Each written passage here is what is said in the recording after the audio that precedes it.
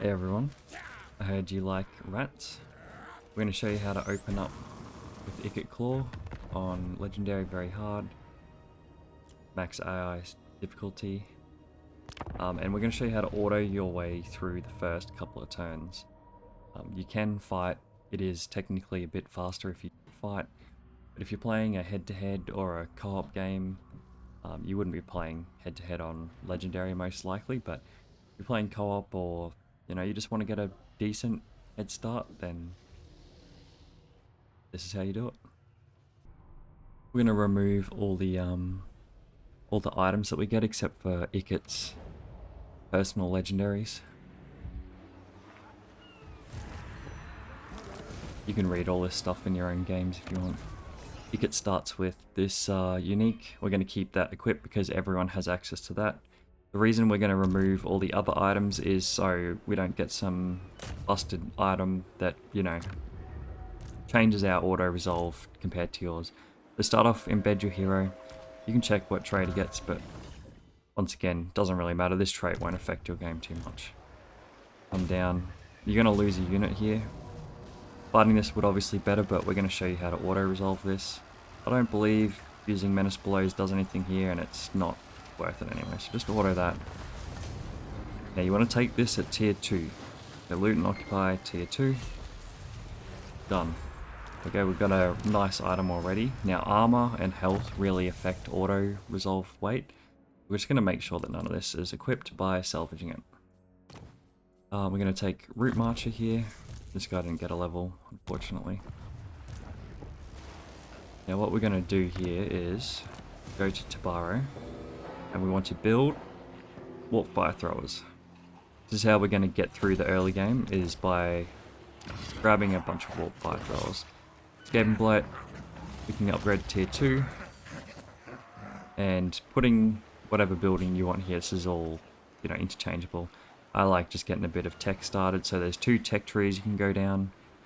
If you look through here, you can see which building needs what. This needs Rattling Warrens, this needs Rubbish Pit.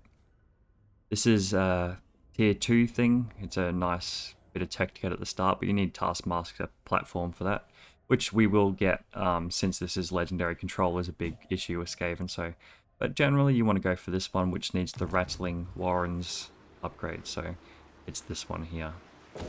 Now Ikit Claw can also get at the very start of the game, even before that first battle. If you're going to do that manually, you can come over to the Forbidden Workshop, go to the weapons teams, and this here gives your rattling gun, so you've got 2 units of them, so it gives them infinite ammo. So it's quite good to have that quite good to have that early game. And look, we can grab that now just so we're both the same. And yeah. So you can repair this if you want to. 246 gold, kind of worth it.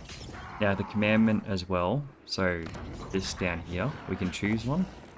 Now this is linked to, sorry, not that button, the right. So this right here generates us 3 food per turn. Growth for, all provinces, control. This is amazing. This right here is unlocked by expansionist planning at the start of the game. So we need to jump this into expansionist planning. Now don't get confused because there's exploitative and expansionist. So, grab the expansionist. Next turn we'll be able to buy that right.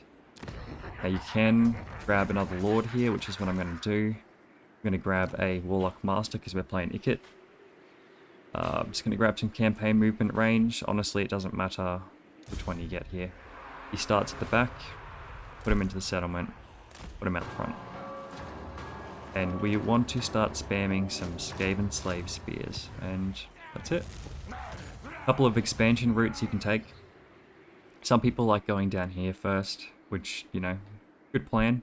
Ines is weak early game. I mean, she's kind of weak middle game too, but, These guys here, even on Legendary, they just kind of sit there and do nothing. So, I personally like leaving these guys to later. And coming over here, we've got the Empire, or, and Bretonnia up here. Morgar, which is a Beastmen faction, starts raiding here. If you've ever played Ikit Claw before, you know all about Morgar. Now, it is possible and advised sometimes to get a peace treaty with him, or a non-aggression, I should say.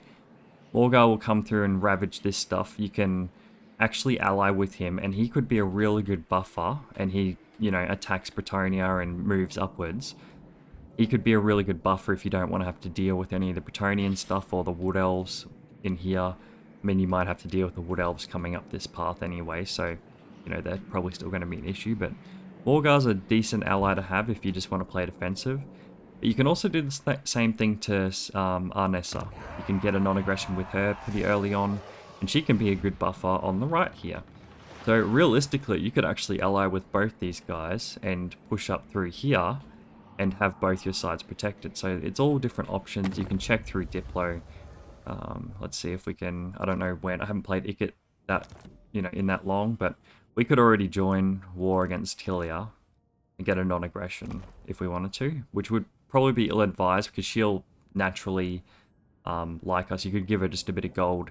You don't really want this army starting to advance on you. You just want it to sit there and do its thing.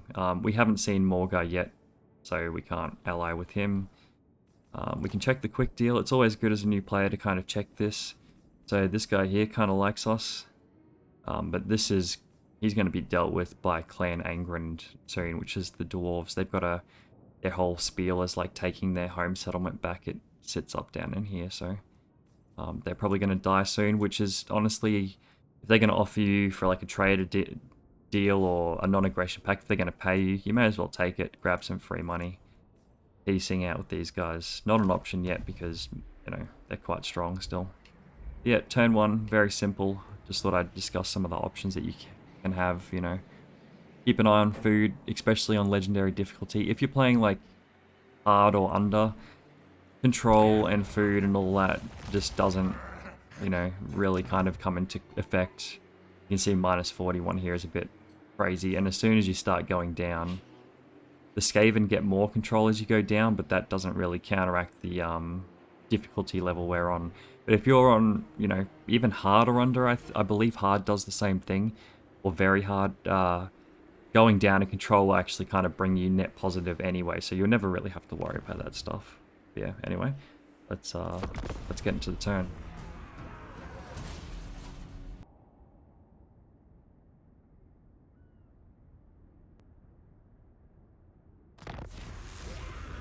So as you can see, we got our right, and Morgar has taken this minor settlement here for his herdstone. This army actually came out, which is a bit interesting, but still too busy with Sartosa, so don't have to worry about it. Now there's two directions you can go here, north or south. So the plan is we're going to try and, Morgar's going to like just destroy these guys easily. Morgar's starting army is insanely strong. What we want to try and do is come up here, and we want to try and just snag one of these buildings for him for free until we get our armies going. Taking him head on is a bit suicidal. Until we get our warp fire throwers up, we want to just see if we can, you know, get a bit of early juice on him. So move your lords up. We're going to march stance with this guy. Get him a bit closer to Ikit. Going to recruit some more Skaven Slave Spears here. Now, if you were fighting this manually, and I have tested this on the same difficulty, you would need a couple of units of Slave Slingers. Even without this Lupio army here, sometimes he'll just leave when you attack it.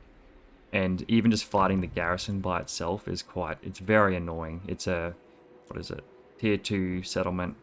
Got a decent garrison, it's got walls, so taking that with Ikit, he's a decent spellcaster, but you don't have a lot of wins to start the game with, so you can only cast a couple of spells. And while guns are great, they can't really shoot over walls, so you're really going to be pushing your way into the settlement with like a handful of spells, which can do good, but you're not going to kill a whole garrison with, you know, 3 or 4 spells. And then you're going to have to rely on your slaves to actually get through the gates to set up a defensive line for your guns. It is a huge slog. Even for myself, when I tested this out before, you know, doing these fights, it took me nearly 40 minutes just to take the city without a garrison. So, and that is as well if you've actually been buffing Warp Lightning up on Ikit, which I don't recommend since we already have our old mate Warlock Engineer here doing the same thing. So I like to take the second point and warp lightning here because if you do manual battle, if you auto resolve, it doesn't matter. I like having the overcast spell of it if I ever need it. The miscast is kind of a bit crazy on it at the moment, but you know, that's what I like going. It's the path that I like going down, especially I fight a lot of manual battles, so yeah, we're just going to recruit 2 slave and slave slingers, and then the rest are going to be spears. So we can recruit, this whole thing here is attached to Margarita, this whole province. So because we have our weapons dump building here, we'll still be able to recruit in this area, and we'll be able to recruit if we take that too. We're going to buy our right, that gives us our food, growth, blah blah blah for a couple of turns.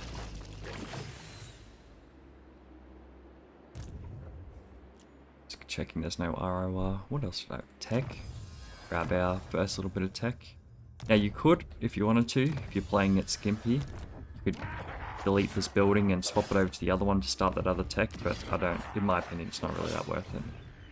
And you can actually grab another lord here too if you want to, and start recruiting some more slave spears. My god, my which we can do too. Yeah, it's not necessary, but you know, grab some more spears in, because eventually we just want a whole bunch of armies running around with warp fire throwers from here, and the rest of it filled up with slave and scave spears. I'm just going to call them spears now on. So we want spears and fire basically, and that's our. We're going to have like maybe 4 armies, 2 heading this way, 2 heading this way, and it's just going to auto resolve all our way through. All right, we're going to jump into the next turn now, and I'll see you there.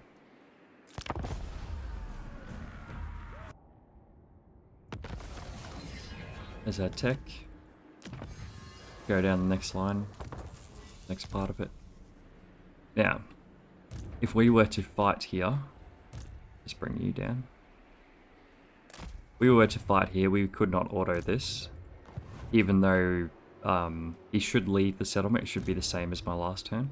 What we'll do is we're going to grab our spears. We're going to do a save here, and we're going to show you what it looks like if you were to fight this now. If you think you've got the skill for it, go and fight it. Bring your other lord in. There's Morgar there. Close defeat. We're going to continue the siege.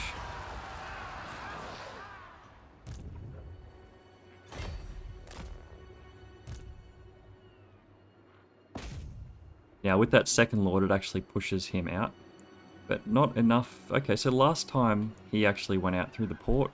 This time he's actually gone out through the settlement. Now we could, there's a lot of options you could do here. You could siege with this and just let Morgar hit it next turn, or hit him next turn and take it. But even then, I don't think it's worth it. It's too much RNG. Like even in my testing, he's gone out through the port here, you know. So it's completely different every time by the looks of it, or at least semi-variant. So what we're going to do is reload the game from that same point. I'm just going to show you a safe way to open that should be the same every single time.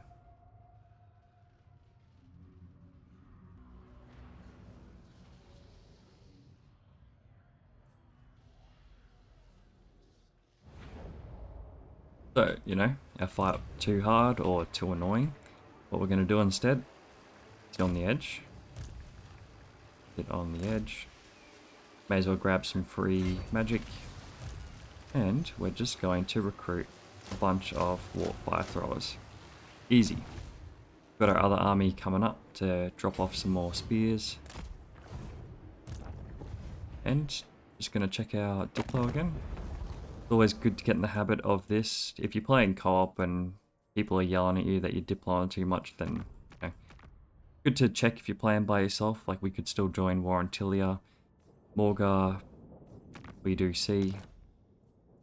He's very close to becoming friends with us. So, you know, realistically, if you start attacking Astalia, like if we attack, well, we will attack Astalia next turn, you could get a non-aggression with him, but he's honestly just a pain in the butt. I don't like dealing with him. This method should deal with him anyway, so let's jump into the next turn.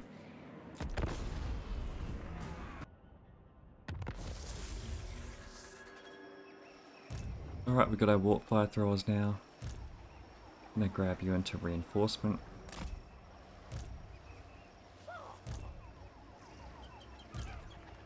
And we're gonna go siege with you.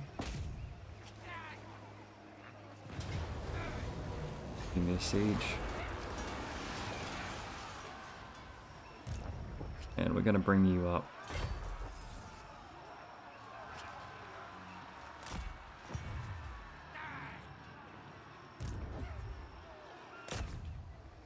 And he's gonna run away. See, look, he's ran a different way now, so not sure exactly why. Sometimes he runs that way, sometimes he goes out of the port, sometimes he goes up. Regardless of what way he goes, it's actually probably better that he does go on land, because if he goes on the sea, he'll just float out here and you'll have to sit here and defend it. Not a big issue, just keep like a, you know, lord with a couple of flamethrowers in there, but you'll see what I mean with how easy this is. It's a decisive blow now. We could have ordered it even if he stayed in the city, so regardless of what happens there, you'll be fine. You can take it at a higher tier if you want to. I don't feel like it's worth it. It'll naturally upgrade. You'll have a bunch of rebellions spawning from here anyway that are kind of stop the growth anyway, so you could have one of these lords captured if you wanted to. Once again, I don't think it's really that worth it. We're just going to stick them here. Get them a bit of magic. And we're just going to keep on recruiting, so get some more warp fire throwers, and we're going to fill the rest up with spears. We essentially want 4 warp fire throwers, and the rest of the army just does spears, so that is what we're aiming for, and that's the whole premise of auto-resolving all of this stuff. I forgot to check if I had any items equipped. No, that's good, I didn't. I think I just got that banner, which is good. It's not even equipped. Well, it was on someone. Skills-wise, like I said, Ikit, great spellcaster, but we don't really need him. I prefer going blue line on characters that I know and openers that I, you know down to the, tiny variance. I like blue line, all this, looting from settlements, recruitment costs, stuff like that. It's quite good. Ikit has a powerful double yellow line, so this second wind serum here is basically a free heal every time he casts. So late game, getting some spells on Ikit, getting the second wind serum, and then getting this line up here, and then whatever you've got left over, just getting the red line is what I would go for. He doesn't really need the ambush success chance or stuff. Like, it's all, pretty much every line on Ikit is amazing. He just doesn't, I don't feel like he needs this late game, but I actually like going this early game, getting free ambush in Stalk Stance, just hitting Bretonia or whatever is great. And then make all your Warlock Engineers their spellcasters until Ikit takes over later game. So that's how I like doing things. Margarita, same thing. You could just, upgrade if you want. I don't feel like it's really worth it at the moment. Not for me at least. Skaven Blight, definitely worth getting the Warp Fires recruited here. Getting the Taskmaster platform, which is what we need for that Ruthless Plains. You can see that it unlocks the technology when you do it here as well. So we're going to grab the Taskmaster platform. You can see we already have control problems, even though, we're not there, it's not doing anything, and it's just going down. So legendary difficulty control is always an issue. 2 turns, we want to recruit a lord here to start recruiting that, but we want to try and save our upkeep for as long as possible. So once again, you could check diplomacy if you wanted to. You could probably, yep, Orgar will give you non-aggression right now, so. And Arnessa, for whatever reason, she always just seems to sit here and either like siege or raid right on top of this guy instead of just taking it. So I don't know what the dealio is with that. Realistically, you could actually do something like this. If we had a bit of money. I'm kind of freeball on this, but this is the Skaven way. As long as you know what you can do, you always have the option. So we want to try and get a bit of money from somewhere. See if there's anyone worth joining Warren. So Orion will give us a bit of money for joining war. 487 gold. How much do we need for a lord?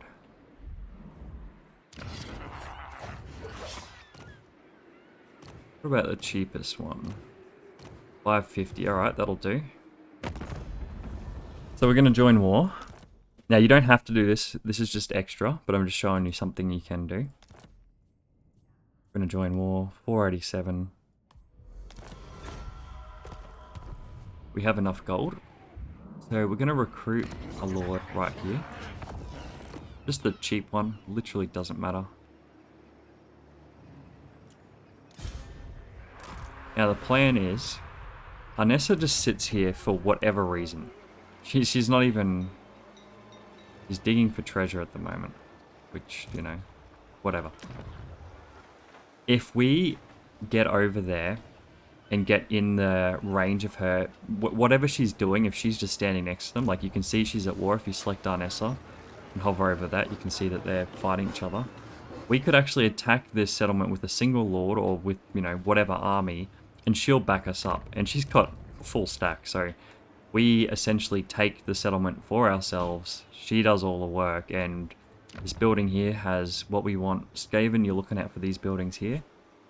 It's a farm building, or a pastures, better worded, and it just generates a heap of food. So definitely, you know, pasture buildings. You can see next to each of these buildings what they do. Hover over them. If you're wondering why you can't see, like it keeps disappearing, it's just the green bar down the bottom here. Yeah, all these different buildings do different shit for every faction, so check what they do, see what you like. The pastures is what we want for Skaven. Yeah, we're gonna see if this plan pays off. You know, variance at this point in the game, even by turn 4, as you saw with this lord here, you know, moving. I saw him move out, you saw him move here, now he's moved here. So variance is always a thing that happens in these games. You can't 100% plan for everything. You know, a single unit or an auto resolve, a single bit of health could change the fact whether they choose to attack you or not, or, you know, run somewhere different, or just your positioning. Maybe it's the positioning that you attack from, like a tiny pixel up or down, but regardless, as long as we have a plan to keep safe, and I can show you guys the majority of the plan, even if something different happens and you have to delay a turn or whatever, as long as you got it in your head that you know what you're supposed to do, then my job here is done.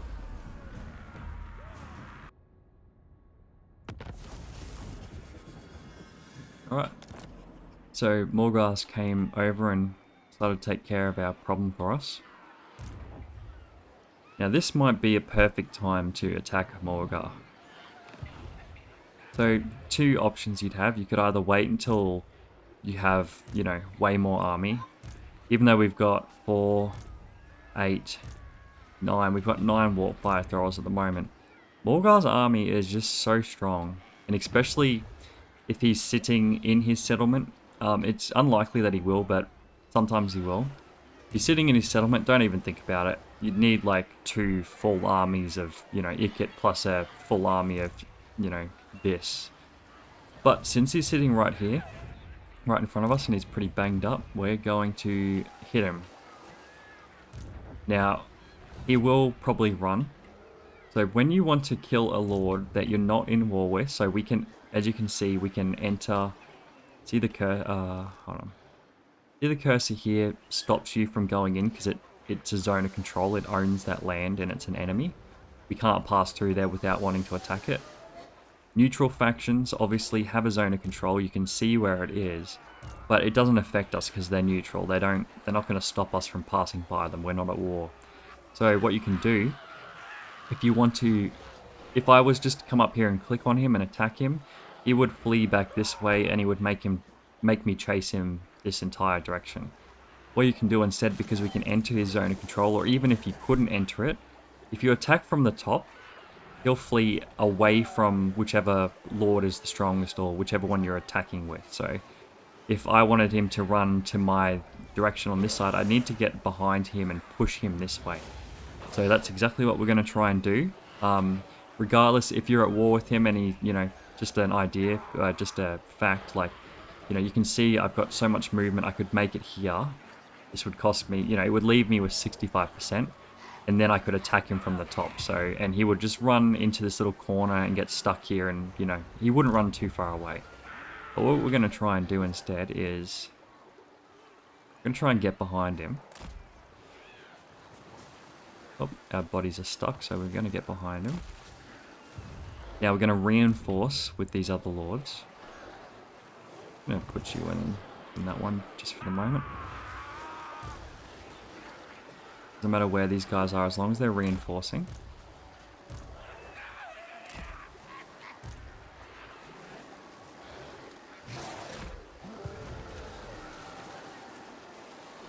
Now you won't be able to see if they're in range or not because, you know, the little yellow line doesn't show up because he's not an enemy. But you can obviously see if they're inside the yellow range, if they're inside his zone of control, then they're going to be in. So what we can do now, if you really wanted to be a Skaven, you could go to Astalia, you could get a peace treaty, and you could join their war against Shadow of Morgar, get paid 2.5k. And then you could just kill him later anyway, and be the true Skaven, whatever. But going down to low reliability at the very start of the game is not really that worth it, in my opinion. We're just going to go back to Morgar. He's not at war with anyone that we're not, so we can't join, you know, we can't join a war. And I don't think there's any way to join and remove this peace treaty. No, there's not. You have to peace out with them if you're going to join their war. So we're just going to attack him naturally. In fact, I'm just going to declare war on him without any other thing going on. Now, Ikit's leveled up during the turn. Didn't see that.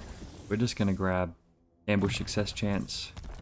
Stalk stance here, his natural movement has a chance of ambushing regardless. So now you can see our yellow lines. We're all in. Ikit is actually quite beaten up, just like Morgar is, but there we go. We got a free ambush. That may not happen to you, but regardless, I wish it didn't ambush actually, so it could show you what happens. But you get the point. Even if we didn't get the ambush here, he would flee. Hold on, let me just do this. Uses dealer's choice. I'm going to take the cash here. Even if we didn't get the ambush, he would flee back this way into this corner, and we would just do the same thing. You're able to auto-resolve him at this point. How beaten up he was, the amount of weapons that you have. These guys here, armor, health, and anything with like explosive magical attacks or explosive ranged attacks at the start of the game do really, really well in auto-resolve. And you're about to see that when I leave you guys, I'll probably stop the video around here. You'll be able to take a whole tier, you know, whatever building this is, tier 3 or 4, tier 2 or 3 building, with just four warp fire throwers and a bunch of slaves, even on legendary. So you'll see how quite, you know, powerful it is. To be able to capture this stuff, we need to destroy his herdstone. So none of our guys can reach there this turn. So what we're going to do, we're going to leave our other lord back here to recruit. Grab some more of you. Now we had an extra one. You don't want to go too heavy with this because they do, you know, upkeep is a little bit of an issue. We had our 5th one here, so we only want 3 of those and a couple more slaves. Ikit Claw, gonna send you up. Since we can't reach, let's send him up in funneling stance, just to get some free wins. Now let's see what happened over here. Arnessa's still here, just doing Arnessa things, doing nothing really. So, because we're not at war, we should be able to, so this is telling me it wants to go all the way around. To get there, you have to first get into the water.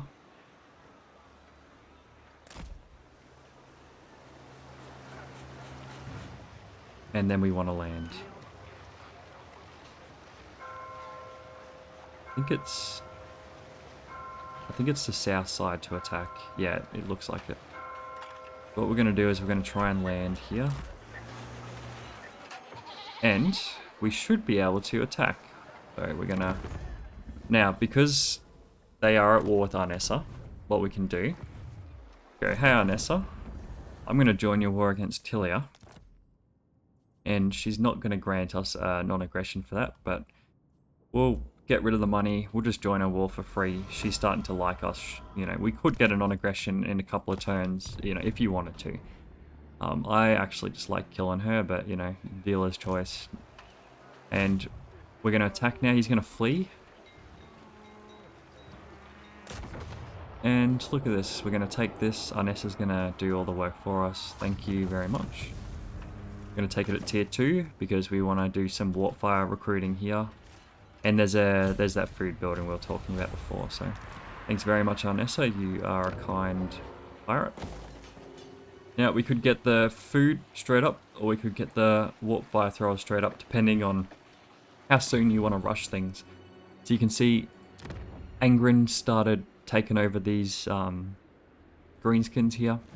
Angren is very annoying to deal with.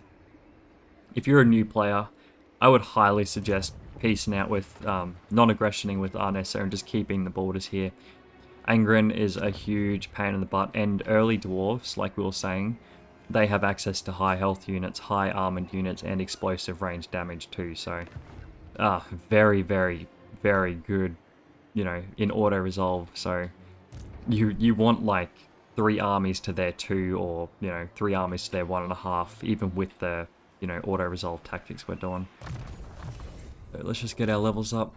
We're gonna take a ambush. We're gonna take 1 point of Howling Warp Gale, great, or at least 1 point. It stops all, you know, biggest weakness to Skaven is flying units. Now, there's not a lot of flying units at the start here, especially heading up this way, but there will be eventually, so I like grabbing it because we're going down that line anyway.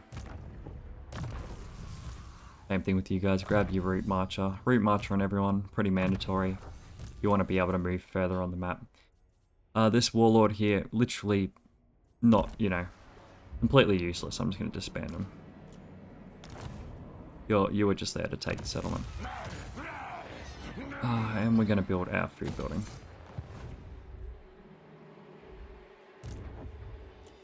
We've used up our recruitment capacities down here. Now I would like to take that next turn, so we will move down there. May as well, once again, can't reach, so stick you in channeling, get some wins. And we have a building upgrade. Oh, yep, Margarita we'll take to tier 2. And, yeah, Imminent Rebellion, like I said, coming from Margarita. Should be fine because we'll have this done next turn. Rebellions are kind of alright sometimes because you can farm them for food and experience and everything. So, honestly, having Rebellions isn't like such a bad thing all the time. You can see we're going to experience one here. Pretty much wherever you take is going to have a Rebellion on Legendary mode straight after you take it, so just keep that in mind. You know, that's why you want 2 or 3 lords kind of heading in the same direction, so you can always kind of keep one back and recruit some units just to defend you.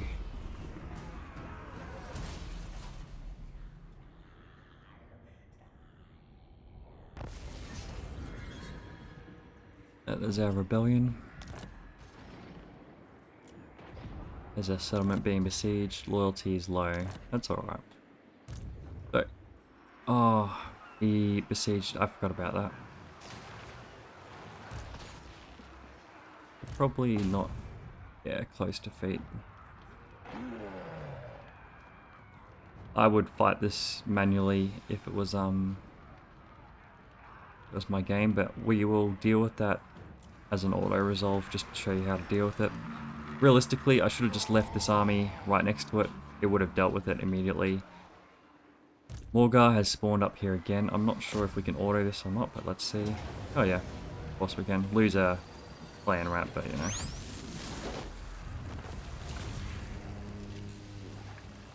We're just going to take that normally. And even though I've completely forgotten about them sieging over the turn, it's as easy as just bringing this army back.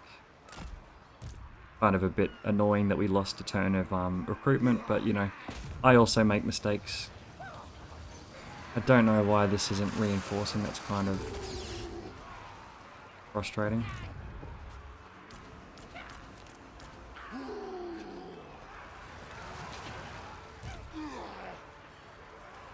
Oh, it's because he needs to be in his Go.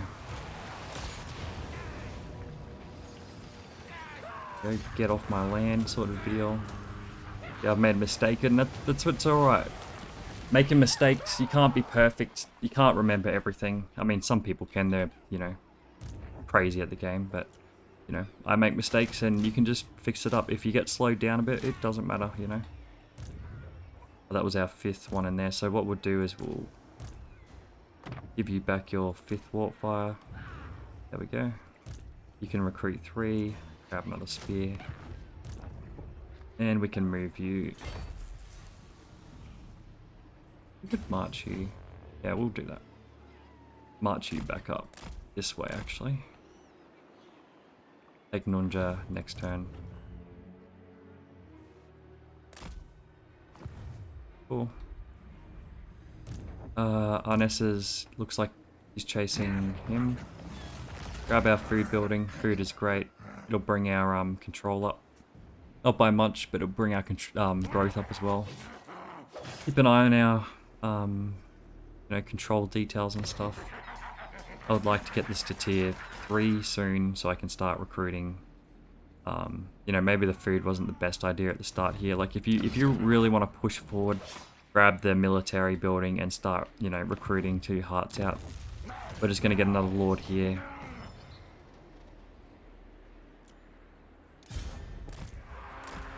We do this because really the only point in being in a settlement is for replenishment.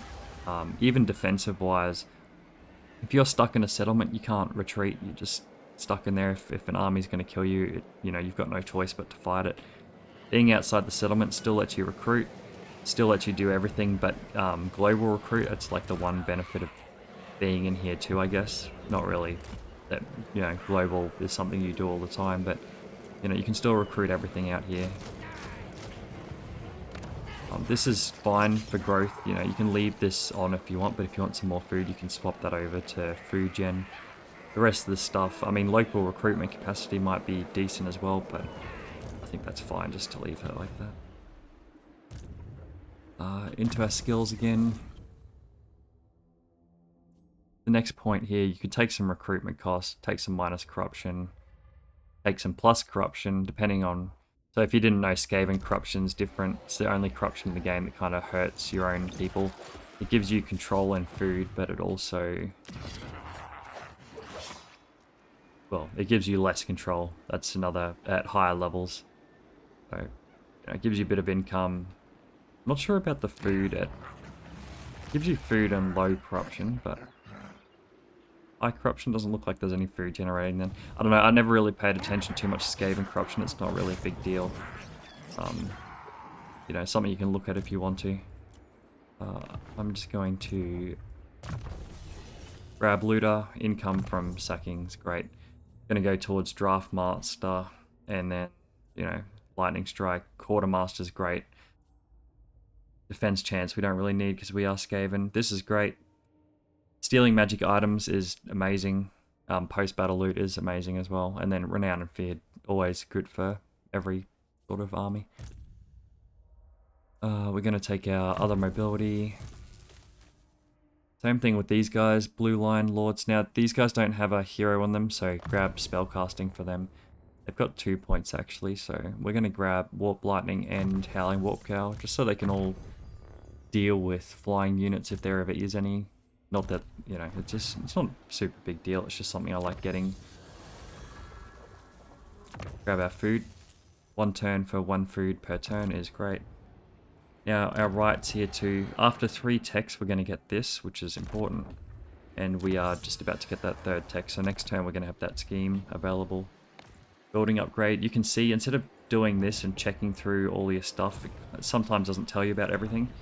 I like using this side thing here. You can check your control, how, you know, high or low it is, and you can check what you need.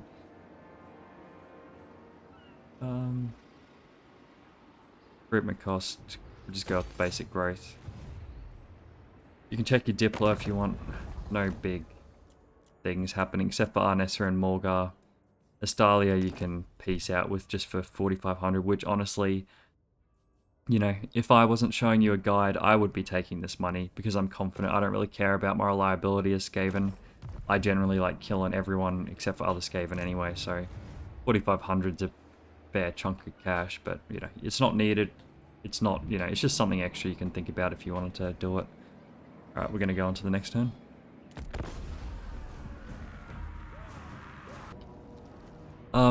Old mate's come back, tried to attack Arnessa, got our garrison in range. That's the only thing that's happened this turn, so we're just going to auto it.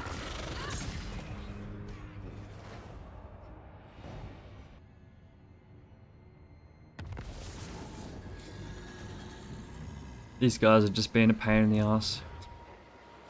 He's got one slither of health left and Arnessa is just chasing him around to the end of days.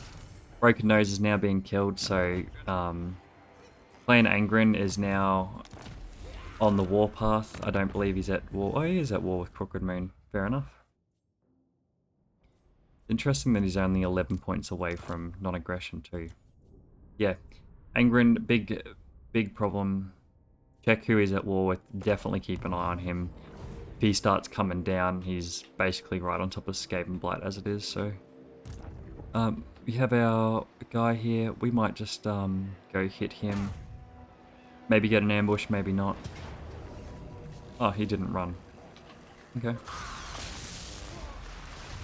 If we didn't kill him, it wouldn't have mattered. He would have just like ran a bit this way and we could still recruit regardless, so no downside in hitting that army.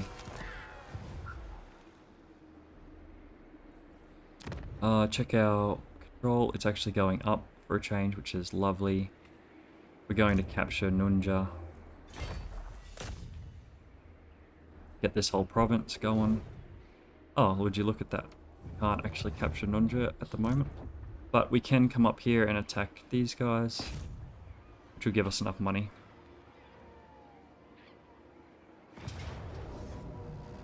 Now that is quite rough. Pyrrhic victory on this. Now the issue with this is we don't have a front line. They're not fully healed up. The guns, even though they look good on paper, they're actually bad in auto-resolve, and more units that are bad in auto actually hurt the auto. If we had a full army, 4 Warpfire Throwers and a full army of slaves here with just one lord, we would auto this without, you know, a couple of slaves would be lost. So how we deal with this, we're looking at who's dying. We're going to continue the siege. Now this is all experimental for me too, but this is how you deal with it. Start merging. Merge some of your lower health units. Check again. Still wants to kill off all of those. We don't lose a rattling gun though, which I am fine with. As long as you lose units that you can happily replace. These clan rats I wanted to get rid of anyway because I want to replace them with spears. Losing a Warpfire Thrower is fine. And losing these guys is fine too. But if you can save these gun units, they're great in manual battle. Losing these are okay, but not, you know, perfect. But we've now contained our losses. You can try and play around with this, but like I said, actually, you'll notice that sometimes adding more menace blows actually makes you lose more units. Sometimes it doesn't, so... but that's how we're going to deal with that. Variance, I can't show you exactly how to deal with every single situation. Sometimes he might just leave, because realistically we're winning this battle. There's no reason why he should stay here and try and defend it. The AI should just pop into the water and run, so it doesn't really matter. Check out, just keep, you know, merging, splitting units. You could even just wait a turn. You could just siege. You could just continue the siege, you know, build a battering ram and do this if you wanted to, which honestly might be the smarter play overall, and just wait a turn, because even if he comes out and sallies out to attack you, he loses like the 30% auto-resolve weight that he's getting from the walls. So, and if he doesn't sally out to attack you, he's just sitting there taking attrition each turn. So both is good for you. You could get your money, if you wanted to colonize this, you could get your money through a different way. Just diplo with someone. You know, surely there's someone through here that wants... you know, surely there's someone here, like Sartosa, would give us... How much money did we need? We needed like an extra 200 gold or something. You could technically join Angren's battle on Crooked Moon. You know, there's your gold now, so... And if Angren's at war with them, they're gonna die, so... But I like playing a bit faster, a bit more loose. We're going to take Big Bill Valley. We've got enough money to take it at tier 3. I don't think it's ever worth taking a Skaven building at tier 4. It's just not... There's no real, you know, value there for me. So I'm going to auto this. I've checked my units. If I was going to still lose some of these guns, especially like, you know, some of these rattling guns, I would just wait the turn. You know, you could even wait the turn to capture that other city down south, the Nunja. But, you know, so far it looks fine. I'm going to do it. Doesn't matter. We're just going to re-recruit West Skaven. We're going to take this at tier 3. The tier 4 is 80. Tier 5 is 100 or 120, I believe. But, yeah, anyway. Tier 3, take.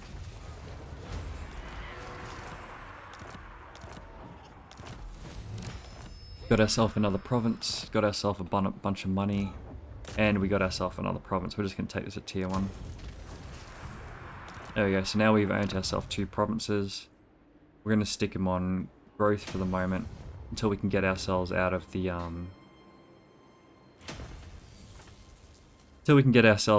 red in the control. You can sit here and stick them on. I like putting all of my provinces on food eventually when the control issues, you know, finish up, but that's not ready for us yet. You're good here. Margarita is actually going up in control now, so that's fine. Grab our port, our buildings there, and start moving these guys. So we're going to look at where the next rebellion's coming in. Have a look at your buildings. Do you want, as long as you can recruit in your furthest, so Bill Valley right now is going to be our next staging point for Petonia. We want a military building here so we can recruit from here. Other than that, you can put in whatever you want. If you want some walls, if you want to stop dealing with control issues, etc, etc. If you like these units and you want to fight some manual battles, or maybe you're playing PvP, you know, grab some of these. The reason why we took tier 3 Ikit Claw catapults are literally the best artillery early game. The tier that they're at is very, very good for what they are. The ammo, they're just amazing. If you want to break down some walls, there's your unit right there. If I had 50 more gold, I would recruit those immediately. But for now, we're going to wait here with Ikit's army. We're going to just fill up the rest of our army with those slaves we're talking about. Now you can grab the tribute per clan. Like, you can go through here. Numbers beyond counting is pretty good, considering that we're going to have our whole armies filled up with Skaven slaves. Or you can start going down for like growth. You can go down. This tech tree is completely your choice. I like grabbing this just early on because it's, you know, it's early on. Our right over here costs us 800 gold. That's what we wanted to make sure that we had. So we're going to grab this. This gives us a hero here that can destroy... So in head-to-head, this hero can go up and level, you know, damages the walls and buildings of the target. It can basically destroy tier 5 down to like a tier 4, break their walls, you know, whatever.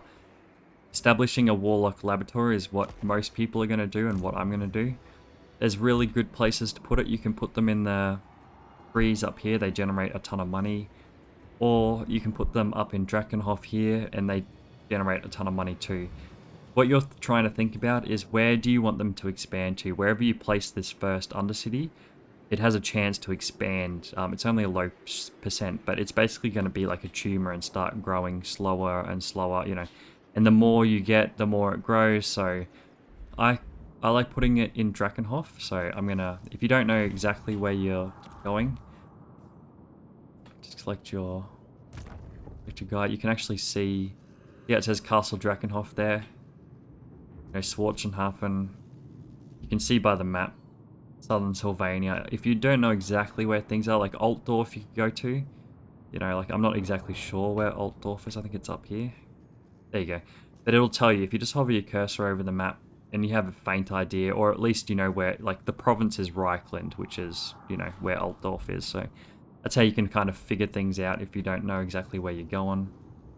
And we're going to send our hero this way. We're keeping an eye on Angrind, making sure that he's not coming down. Got our recruiting going. Keep an eye on the control. So if anything's close to breaking, like Tilia we can see is, you know, obviously going to be next. But apart from that, everything's Gucci. We're going to bring you up. See if you can reach in 2 turns. He can. Just get him a bit of wins on the way. Press backspace to stop moving. I think I moved a bit too far. Chuck him in channel. Keep gaining some magic. Magic is Skaven's best friend at the start of the game. Grab your skill points. Once again, we are going to head towards Draft Master, and a couple of options here. You don't really need the defense chance. Quartermaster is good for upkeep, but as you can see, only 1700 gold, so kind of meh. I like the post-battle stealing items and income from battles. Amazing. I like that. Here, you can take a level in Scorch if you want to. You know, it's kind of like, you know, in my opinion, Warp Lightning and Scorch kind of do the same thing. They're both a damage spell. I actually just like getting a second tier of Howling Warp Gale because it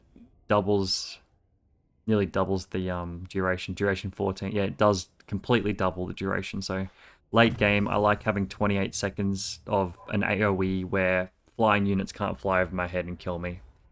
Musketeer is always good. If you wanted to, if you're doing manual battles early, getting standardized firing drill into the arms dealer, having 20% ammunition on all of your army is really freaking good.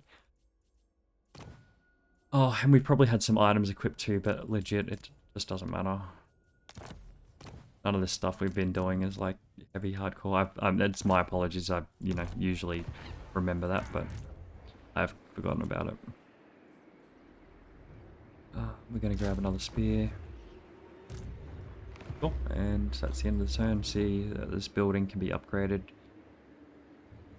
We're going to save that for our catapults. And we're starting to go into the negatives here, so we're going to want to start heading up to Britonia as soon as we can to start earning some money again.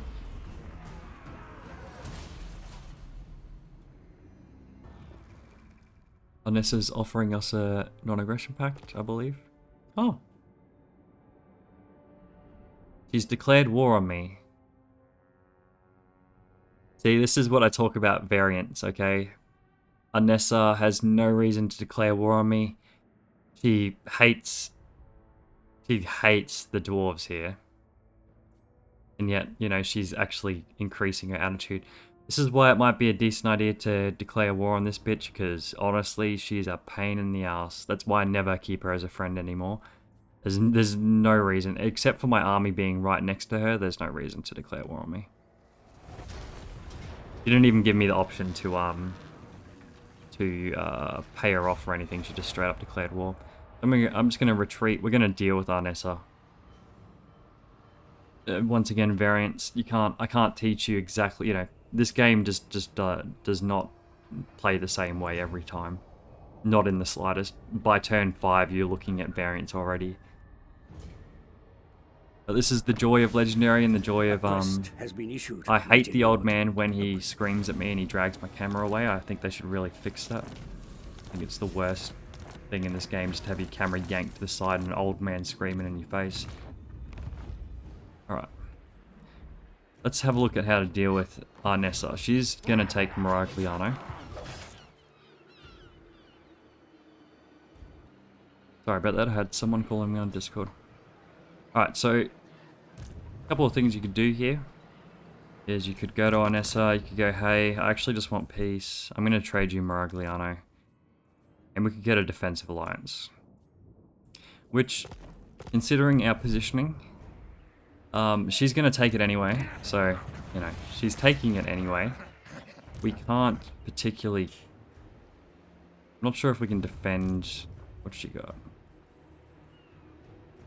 We may be able to defend what she has, but getting there is an issue. There's a chance that March Dance would get us there, maybe? We would head this way through the water. This is marsh, so the movement is like, you can't really move through there. So yeah, a couple of options. You can either trade it away you can get a defensive alliance with her, which honestly might be a decent idea.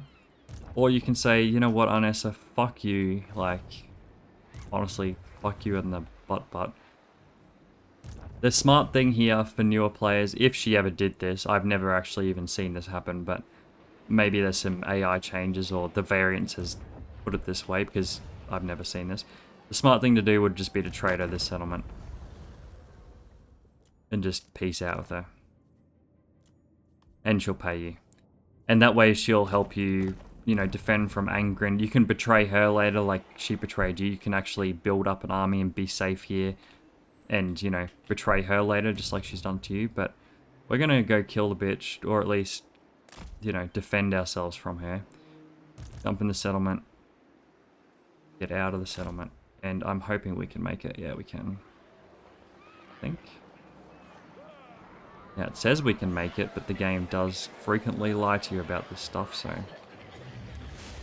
Which really bothers me because it's a port, so we should just be able to sail straight into it. Telling me I need to go this way. I don't like the look of this. We need to be in the settlement too.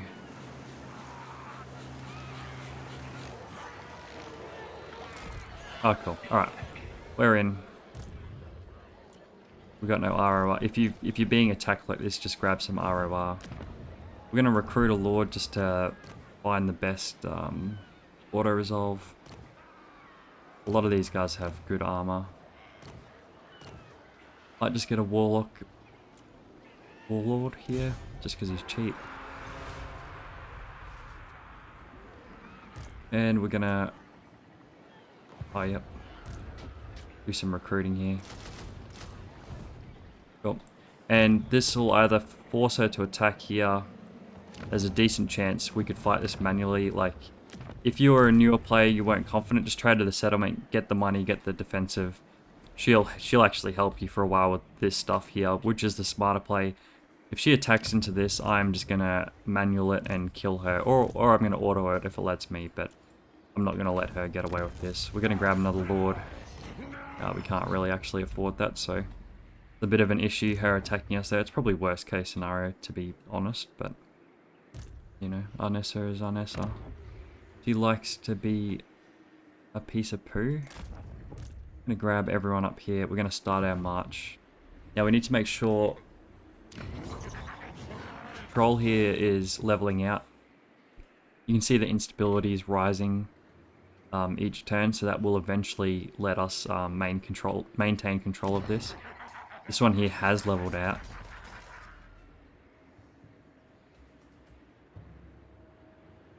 To get this going further up, we could stick this over to this one here, +3 control for a while, but we're leveled out. We're not going to go into rebellion, so we can leave that completely. So we can leave that. The only rebellion that's likely to spawn is this stuff here, or Skaven Blight, which we can deal with later. We're going to come up here in channel. And honestly, it would have been probably smarter to send this army back this way. But, you know, sometimes I just make mistakes, so... Not really a mistake, just kind of like an inefficiency, I guess. I'm just going to keep on chugging. That is the wonders of this game. You can't really, there's no such thing as perfect, I guess. There's probably a, you know, better outcome for a situation, but perfection in this game is very rare. Okay, we're going to leave it this turn. Wonder if Angrin has any chance to join our war with... I mean, I doubt it. No. He really hates Sartosa. He really hates me, I think. 480 gold. If we can deal with this army from Sartosa, there's a decent chance he'll peace out with us, but...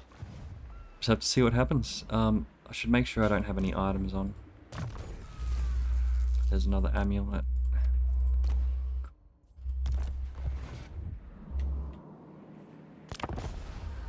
I'm gonna leave it.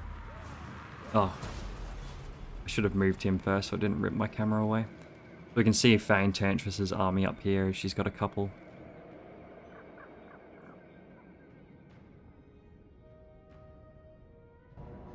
And here's Sartosa. So as we were saying, a couple of Warp Fire Throwers, a Garrison, and the Lord is enough to kill her off. So thank you very much for the free experience and the free money.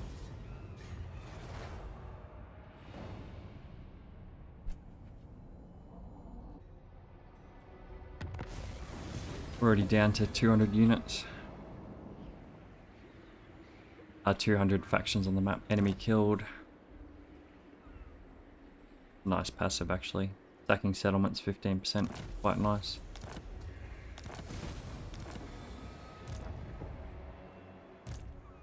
Now, if you want a method to deal with low loyalty, it's a cheese. Definitely is a cheese. What you need is 2 items of the same, you know, same slot. So 2 talismans, 2 enchanted items, 2 weapons, whatever. We're gonna not delete our items like I have been, just to try and get another one, and I'll show you how to cheese Skaven loyalty system, because sometimes it can be a bit dog to deal with. I mean, you really shouldn't cheese it, but you know, nearly everyone does. Head to head, people do. People that have been playing this game for 1,000 hours don't really like dealing with loyalty issues. You know, if you want to do it, I'll show you if we get the second item. If you don't want to do it, then that's your choice as well.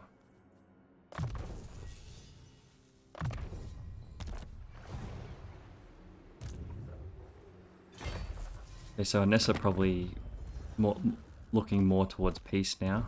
He really doesn't like us, but that's kind of your own, you know, kind of your own doing there, miss. I'm gonna move our guys further down. Now, you know what would be funny? Let's see if there's anyone in Riff Raffer. I don't think there is. I actually have a feeling we might be able to take this with just this.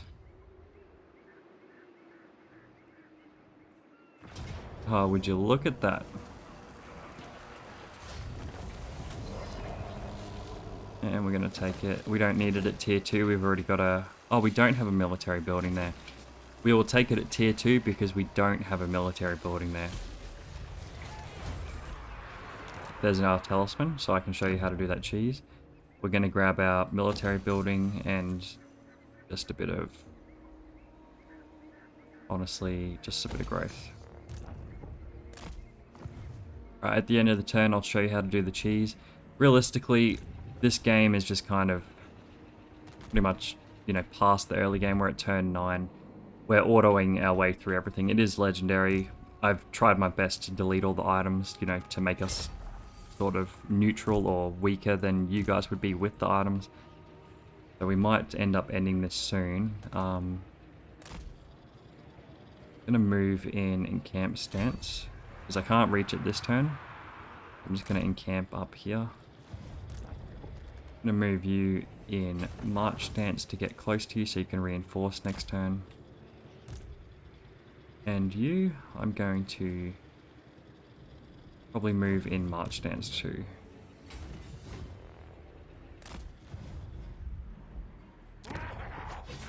Cool, so you've got a bunch of upgrades you could do here. We're a bit low on cash at the moment, so might just stick with a bit of growth. 150. I'm just checking how much money this is going to make me. It's going to make me 80. So we're just going to get a bit of money. Check our control. Rainier Mountains. So this is going to have a rebellion in 2 turns, I believe. Yep. It's going to drop from 84 down to 96. So the turn after we'll have a rebellion. So once again, I probably should have left this guy here. But, you know, mistakes were made. I'm not perfect. I'm kind of freeballing this tutorial as we go. Even though I have practiced this, you know, once or twice, but I've done the manual battles instead. Unfortunately, you can probably tell my quality is a lot better on my videos now, but I lost 18 hours worth of footage, including all of those battles, so I'm going to have to redo all that when I have the time. So how to choose the loyalty, okay? So go to Ikit or a hero. Heroes don't have loyalty. What we'll do is we'll minus this, so it's just the you know, abilities and stuff, the character stat, so we can see our loyalty a bit more easier. See, we can see it down there, but if we get rid of that, we can see that he's only got 4 loyalty. You can see that Ikit doesn't have loyalty, heroes don't have loyalty. So what we're going to do is equip one item of the same thing on Ikit or a hero because they can't lose any loyalty. And we're going to go to the one that we want loyalty on, and we're going to put the other one on. Okay. So he's got 4 now. We're going to go to Ikit. We're just going to hit enter to save clicking. You can see he's gone to 5. We're going to equip the one on Ikit again. We're just going to keep clicking and hitting enter. And you can see over on the left here, his loyalty is just going up and up and up and up. And this is how you deal with loyalty if you don't want to deal with it. So I've just removed that and he wasn't happy about it. So let's just get him to 10. Well into the 10. So now when we remove his item, he shouldn't be unhappy about it. Cool. And we just go to the next one. If you want loyalty on him, you just chuck an item on him, give it Ikit's item. And just to show you, it doesn't have to be Ikit, it can just be a hero. So just put that on a hero instead. We've got his loyalty, we need that one. So as you can see, our loyalty is going up and up still. Get him into the high 10s, so when you actually remove this, it doesn't drop. But anyway, that's how you deal with loyalty if you don't want to deal with loyalty. Our other hero is still on the mission to come over this way.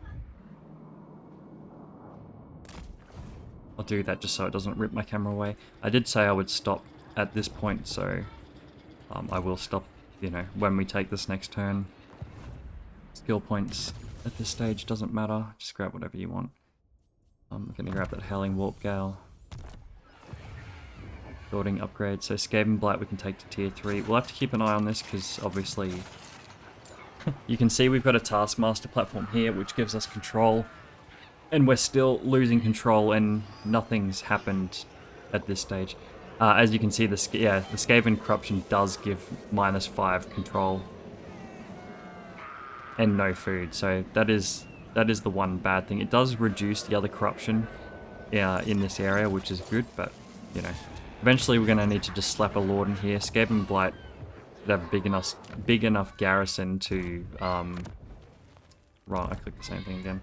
Yeah, big enough garrison to hold off a rebellion, but the rebellion can just sit outside and just keep recruiting to eventually take it. So you don't essentially want to have nothing in there.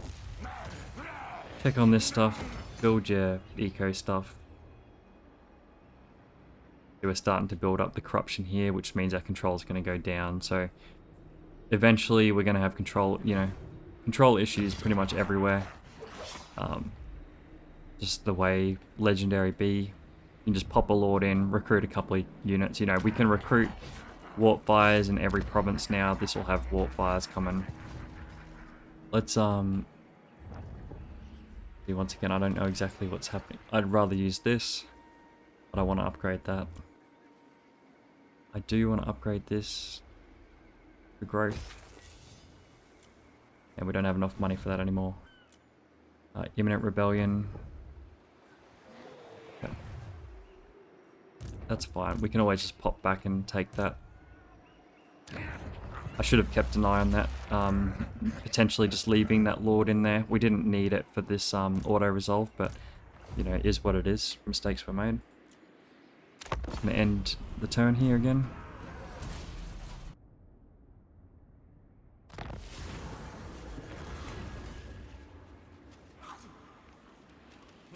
This armor is quite nice if you can afford it on the turn. There's something to be said about actually just saving a bit of pocket change. You know, you want to actually take this stuff, but research rate, the treasury is not really that great, but the research rate's quite good too. That's an extra 35% for 10 turns. It's quite good. I like that. I would prefer the item, obviously, but, you know, is what it is. Right, we're gonna use these guys if we can. Oh, right. Declare your war. We can't see the broken axe that they're at war with, so we just have to declare it normally. It would have been nice to get a bit of cash, but realistically, we could send, if you really want that extra bit of cash, you could send your hero up here slightly just to, you know, discover them. They're right there, but, you know, you can't actually see them.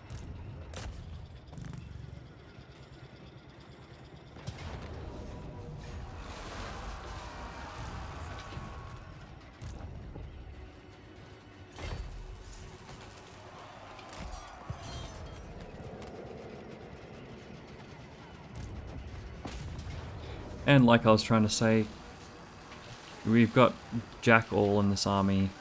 This is a tier 3 with, you know, decent garrison. So realistically, if we had the rest of this army actually filled up with Slaven's Cave spears, we could have taken it by itself. But you don't need Ikit. You can take this stuff, tier 3 buildings, even with a lord in there, which is heavily, that lord there alone is probably 20% of this auto resolve weight, just with its stats. You can see the armor and everything on there is quite high. So like I was trying to say, you don't need stuff, you just need a couple of warp fire throwers, fill your army out with spears. I mean, Ikit can come up just to reinforce, just in this, you know, scenario.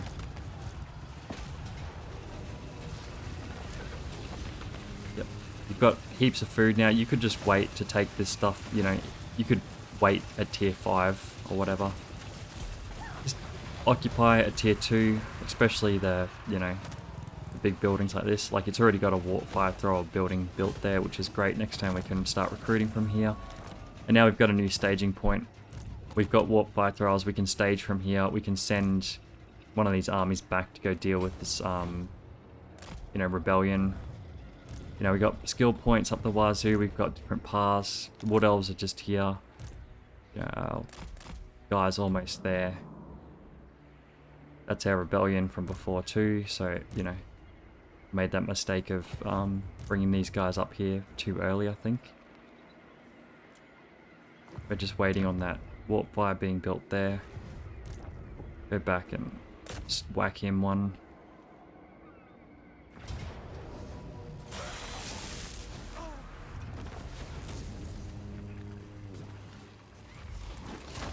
A bit of replenishment.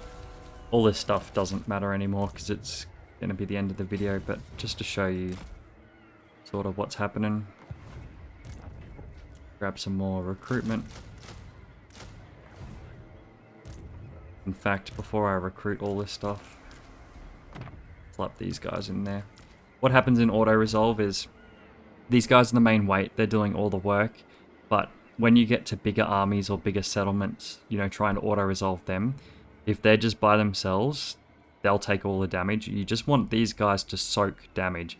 And the reason we're taking spears over the other options is because they're the same price point practically, and they just have slightly better auto weight. So when you have, like, you know, 15 cards worth of spears, like, you'll have a little bit more percentage of auto weight, so for the practically the same price.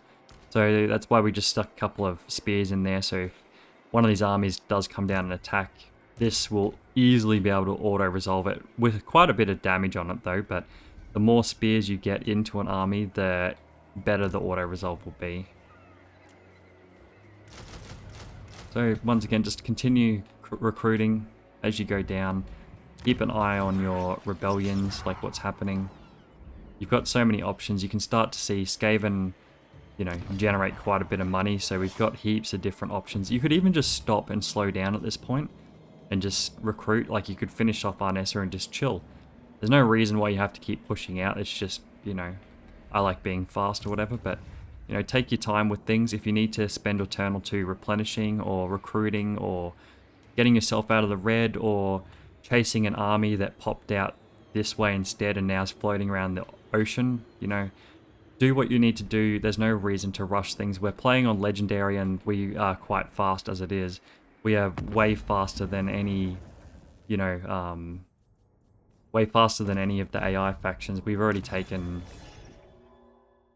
9 settlements as it is, and what are we looking at? I don't think we can... Oh.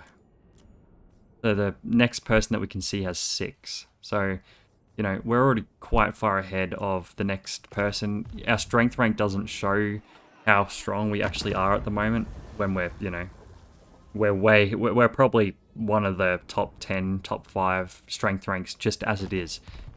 With a couple of shitty lords running around doing nothing. You know, we've got rebellions coming everywhere, but realistically it's free XP. Like, what I would do moving on from this point, I would have a lord purely dedicated to just jumping from province to province, you know, in this sort of area. So a sort of path that, you know, because our lords can jump over the, can use the underway across this mountain here. So I would have a lord recruited in a couple of turns just to purely take care of the rebellions that are coming up. I'd look at when the next rebellion's coming. You can see here, that's where it's coming next. Obviously, I've got this one, you know, ready for that. You could even just make this one the, you know, home, you know, basically homeland security is what you want. So check where your next, you know, rebellions are coming. Keep an eye on them. Have a lord take care of them. It'll just keep soaking up all the XP, everything. It's really good. And if you're playing Ultimate Crisis mode or you're playing PvP, having this lord at home actually soaking up the XP. I mean, PvP not really, because you're not going to... I don't know anyone that plays Legendary very hard on PvP, but you might. But, you know, if you're playing a solo campaign or a co-op campaign, you're playing Ultimate Crisis mode, having this lord being a high level in your home province to defend it when stuff starts coming your way is great. Or if these guys are down here doing something on a different island and, you know, Angren decides to attack me just like Arnessa randomly did, then, you know, you've got a guy close home and you don't have to worry about recruiting and, you know, doing it right now, right this second. So yeah, I hope you like this guide. If you got any feedback or comments, let me know. Hopefully I've improved my video quality quite a bit. I had some settings to change around that I didn't know, you know, existed. Very new to the editing side of things and the video creation side of things, and it's all I can think about now, so hopefully I'll get better in the future. I've got a ton of ideas, you know, what to do next for next videos, some more guides, some gameplay. We're doing some early, we're doing some turn 10 Ultimate Crisis mode games, which I think might be a bit interesting. If you guys want to see them, let me know. If you've made it this far, leave a comment, just say, "Hi there, I'm a rat," so I know that you've, you know, you've got here. I'll put you down on a list for something in the future. So thank you for watching, and die quietly out.